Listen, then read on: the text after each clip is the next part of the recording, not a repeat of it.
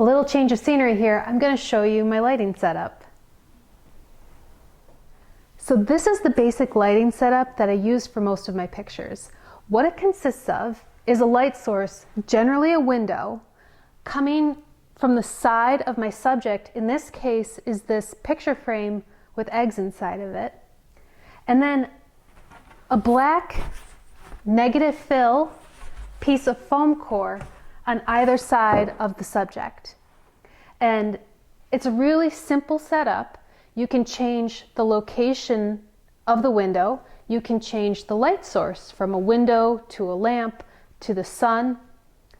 But the basic setup that you're trying to go for here is what I call the black tunnel.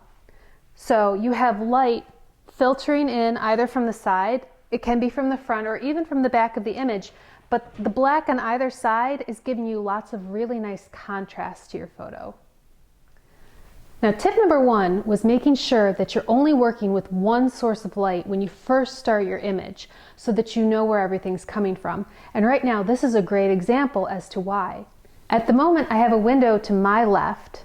I have a row of windows behind the camera. I'm actually using a small light to help fill in the shadows on me for filming purposes. And then there's a large window behind me backlighting the entire scene. So when I actually take the photo, I'm going to have to turn off my light, cover my other windows, pull blinds, pull curtains, or in this case, I can also put up some foam core to block light in certain places as well. So even though right now I'm clearly not using one light, in the final image, I will be using just one light source. So tip number two was choosing not only the direction of the light, but the height of the light, the overall position of where your light source is relative to the subject. And if you're using a window, you have lots of choices. Maybe you need to lower your subject down onto the floor or keep it on a countertop or a table to raise it up closer to the light source, depending on the angles of the shadows that you're getting. I generally like to work right next to the window, so I'll bring my subject up onto a surface like a table so that it can be very close to the window. This again helps make it that larger, softer light source, which I generally prefer. With this black tunnel setup, I don't always have the light coming from the side. I just generally prefer it because side lighting brings out texture on objects. On eggs, it helps bring out the pore texture. On feathers, you see all the little spines of the feather. Now remember that you're determining the direction of the light based on the camera. So when I shoot this, I'm going to be standing above it and shooting down. So the light is still coming from the side.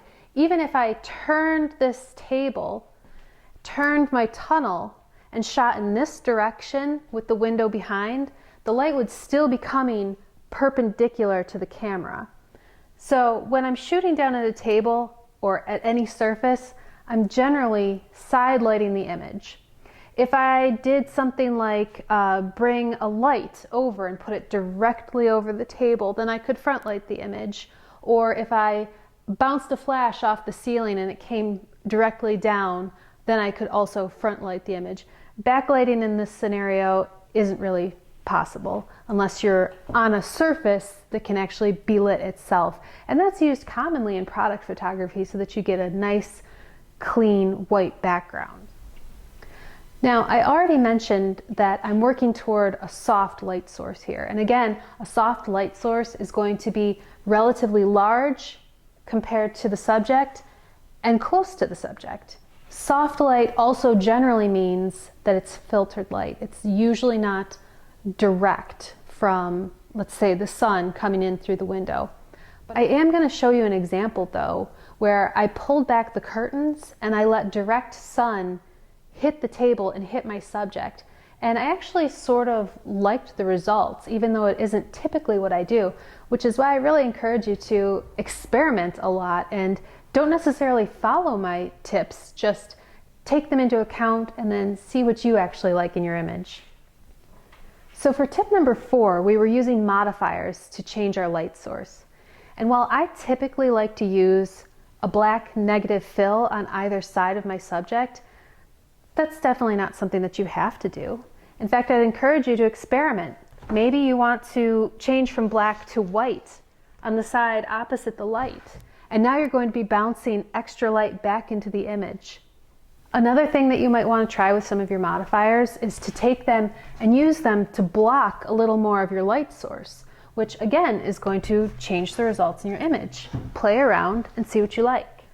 So what if you're busy working all day or taking care of your animals, and by the time you're ready to work on your homestead photography, it's too dark to use a window or to go outside and use the sun? What about some artificial sources of light? You have options. You can use things like lamps. You can use the flash on your camera or your phone, or use an external flash that's triggered from your camera. You can always grab something like a lamp from your house. But maybe that's not feasible if you want to take photos of your animals who are in a building that doesn't have electricity, or they're out in a field. One great option is a light like this. This one is actually designed for photography, but they sell something really similar in places like Home Depot. And it's usually meant for like a work light or a shop light. And those generally aren't as diffused as this one, but what you can do is just take masking tape and cover the entire light with the masking tape, and it'll still give you a really nice diffused source of light that's portable. And if you have someone to help you who can hold it for you, or if your camera or phone is on a tripod and you can hold the light yourself, then it's a really great option, and it actually will mimic window light extremely well, especially if you play with the side that the light comes from, turning it away from your subject so that you filter how much light is hitting your subject, making it either softer or harder. Now, the other option of artificial light is the flash, and it's something that I do happen to use frequently because I'm often shooting at night when the windows really aren't a usable source of light for me anymore. So with flashes, your best option to mimic that soft window light is really to bounce the flash off of something, never to use the flash pointed directly at your subject. That's going to create a small, hard light source, and I'm generally going for a soft light source. If a hard light source is something that you want for your photo, flashes are great. But if you're trying to mimic a window, I recommend bouncing the flash. So that is always easiest if the flash is external to your camera. Just keep in mind that you don't need to use a flash. You don't need to purchase any sort of light special for your photography. You have light all around you at all times, and if you learn to use the tips that I've provided, you can manipulate almost any light source to give you the photos that you're looking for.